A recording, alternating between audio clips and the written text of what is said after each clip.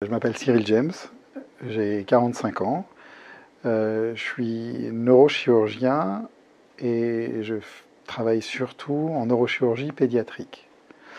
Je travaille à l'hôpital Necker dans une grande partie de ma carrière. J'ai beaucoup voyagé aussi dans différents centres et différents hôpitaux. Et là, je m'occupe surtout des enfants qui ont des problèmes du cerveau et de la moelle épinière. Et dans notre service, on a la chance d'avoir énormément de patients et je m'occupe surtout d'enfants qui ont des problèmes de la moelle épinière et en l'occurrence des enfants qui ont un handicap plus ou moins important. Alors, c'est vrai que c'est une vraie passion en fait, c'est pas un métier, c'est une vie à part entière. En fait, j'ai toujours voulu être chirurgien parce que je suis manuel, j'aime faire des choses avec mes mains et j'ai toujours rêvé d'être docteur. Donc l'association des deux a fait chirurgie. Et je me suis rendu compte avec le temps qu'il y avait une spécialité qui prenait en charge les problèmes du cerveau. Et le cerveau est un organe qui m'intéressait très très tôt, et donc j'ai fait cette spécialité. Et puis il y a eu deux choses importantes dans ma vie qui ont fait que j'ai choisi cette spécialité. C'est un, le décès de mon oncle d'une tumeur au cerveau, et deux, le décès de ma fiancée de l'époque, d'un problème cérébral. Et donc ces deux choses ont fait que j'avais absolument plus aucun doute sur la spécialité que je voulais faire. Alors, j'ai appris pas mal de choses sur l'humain. J'ai déjà appris, un, qu'on ne pouvait pas changer les gens, que deux, les enfants, à mon avis, sont beaucoup plus simples et faciles à gérer que les adultes, parce que chez les enfants, il n'y a pas de bénéfice secondaire. C'est-à-dire que quand ils ont mal pour de vrai.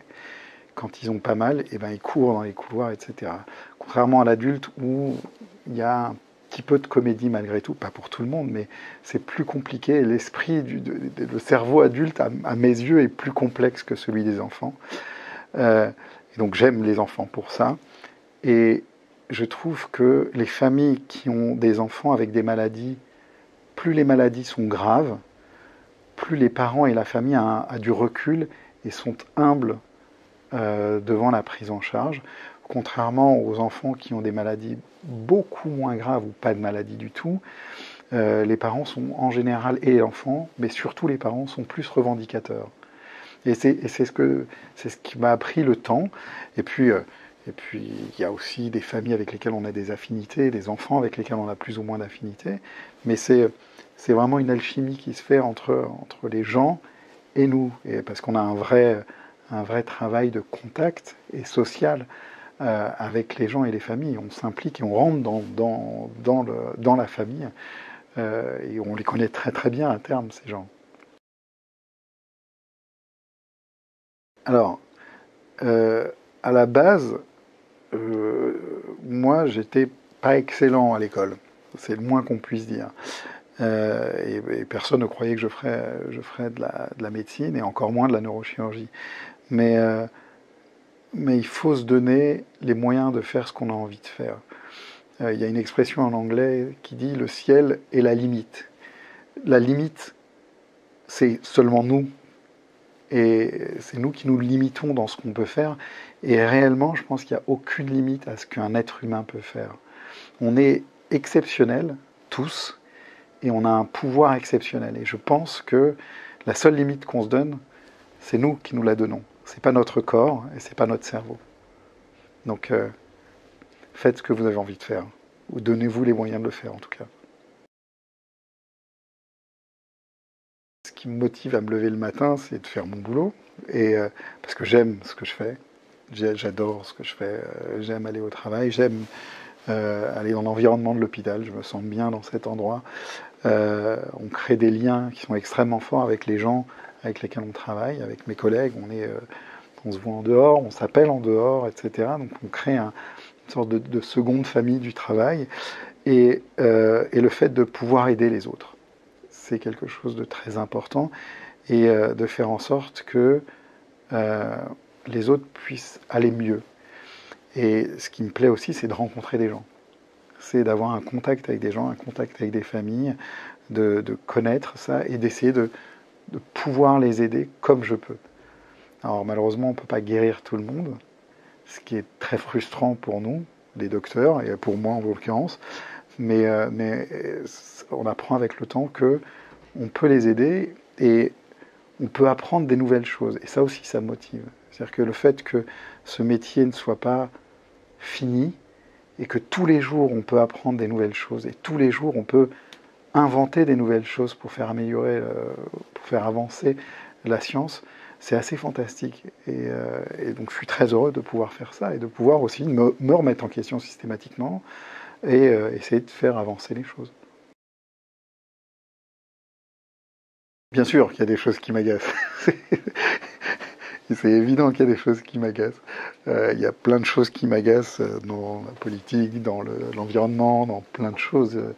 Mais si je reste au niveau de mon métier, c'est le fait qu'il y a certains enfants, parce que je vais parler des enfants, qui sont laissés pour compte et qui sont laissés de côté parce qu'ils ont des maladies ou des problèmes ou des troubles qui ne sont pas connus et qu'on laisse de côté alors qu'on pourrait leur proposer quelque chose. Ça m'ennuie énormément pour ces enfants, alors qu'on pourrait les aider et on ne le fait pas. Il y a plein de gens qui connaissent beaucoup de choses, il y a plein de docteurs qui connaissent plein de choses, et malheureusement, le manque de communication entre médecins, le manque de communication au niveau de la santé nationale fait que chacun reste dans son petit territoire et ne demande pas l'avis aux autres. Et ça, c'est dommageable pour le patient. Ça m'irrite énormément. Il y a le projet sur les enfants avec de gros handicaps. J'essaye de faire en sorte que les enfants qui ont des troubles de la marche, en l'occurrence les enfants qui sont surtout prématurés, qui ont un handicap moteur, qu'on peut prendre en charge et qu'on peut aider, soient pris en charge. Il y a plusieurs centres en France qui peuvent prendre en charge ces enfants. Il y en a plusieurs en France, avec des docteurs qui sont extrêmement compétents. Après, on a chacun notre façon d'opérer. Il y a du mini-invasif, pas mini-invasif, mais bon, ça c'est entre guillemets du détail, mais il y a des docteurs qui savent faire en France. En France, on est un pays qui est extrêmement fort en médecine. Mais on n'a pas la publicité qu'ont les autres pays, que ce soit l'Allemagne, que ce soit les États-Unis, que ce soit pas mal de l'Angleterre aussi, tous les pays environnants qui ont justement une publicité médicale que nous, on n'a pas. Parce que, un, on n'a pas le droit de le faire, et deux, c'est pas dans notre façon de faire. Et ce que j'aimerais, c'est que les informations puissent circuler correctement, et que ces enfants qui ont un handicap puissent avoir à côté de chez eux un docteur qui puisse les prendre en charge. Et ils en ont en fait. Ils en ont, mais il faut que les médecins qui les gèrent puissent les référer à ces docteurs, en se disant non, cet enfant il a un handicap trop grave et nous on ne peut pas le gérer. Alors, j'ai pas d'anecdote claire. Je préfère pas donner de détails, mais il est clair que les docteurs, en tout cas les neurochirurgiens, ont un ego extrêmement important. Je vais pas dire démesuré, mais presque. Et le fait de parler, de dire au monde qu'on sait faire, on peut faire, ça fait de l'ombre à d'autres docteurs. Et malheureusement, ce qui n'est pas le but au départ, de faire de la pub entre guillemets sur le fait qu'on puisse traiter ces enfants avec un handicap, ça m'a fait du tort parce que les autres docteurs ont dit c'est pas bien ce que tu fais, c'est honteux, etc. Alors que le but principal c'était juste de dire en France on est capable de le faire.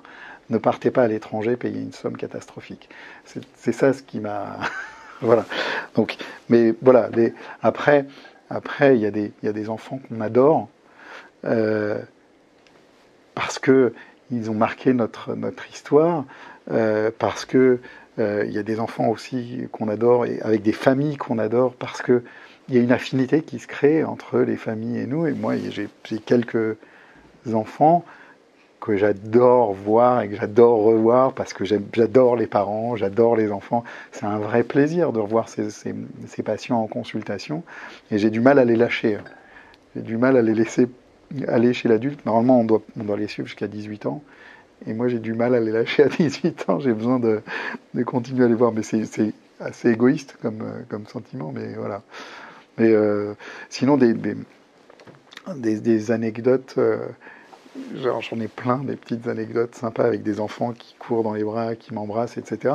C'est ce qui m'a marqué le plus, c'est que il y a plus d'une quinzaine d'années, j'avais travaillé déjà à Necker avant de faire le tour du monde, parce que j'ai pas mal voyagé.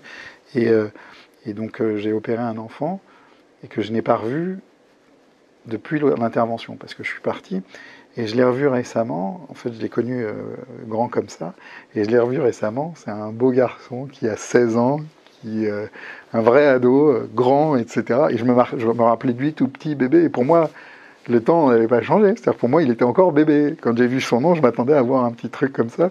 Et en fait, c'était un beau jeune homme magnifique, et ça m'a fait tout drôle de le rencontrer, de le voir. Donc voilà, c'est plein de petites choses comme ça qui font qu'on est heureux de revenir au boulot.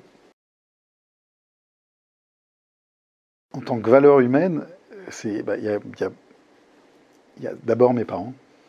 Il y a d'abord mes parents. Mon père a joué un rôle très important dans le fait de m'apprendre à manier les choses, à bricoler, à faire des choses avec mes mains. C'est lui qui m'a formé en grande partie sur ma chirurgie, en quelque sorte. Ma mère qui est extrêmement présente. Et puis il y a des personnes très importantes que j'ai rencontrées au long de ma carrière. Il y a un monsieur qui s'appelle Jacques Borne, qui n'est pas connu, malheureusement, qui est un monsieur brillant, qui m'a pris sous son aile et qui m'a fait en grande partie devenir ce que je suis à l'heure actuelle. C'est lui qui m'a appris en grande partie à opérer. C'est lui qui m'a appris à parler aux gens, à examiner les gens et à les regarder en globalité. Il y a une autre personne qui a joué un rôle important, c'est Jacques Brocchi, qui est aussi un monsieur très important dans le monde neurochirurgical, qui m'a appris aussi à opérer les moelles épinières. Il y a un grand bonhomme qui travaillait ici, qui ne travaille plus ici, qui est Christian Sainte-Rose, qui est à mes yeux un des plus grands neurochirurgiens du monde et qui m'a beaucoup, beaucoup appris. Et puis, il y a une quantité faramineuse d'autres personnes que j'ai rencontrées qui ont forgé ce que je suis. Alors, je ne suis pas parfait, loin de là, mais je me trouve plutôt pas mal, bien, correct avec les patients. Et donc, jusqu'ici, ça m'a pas trop mal réussi.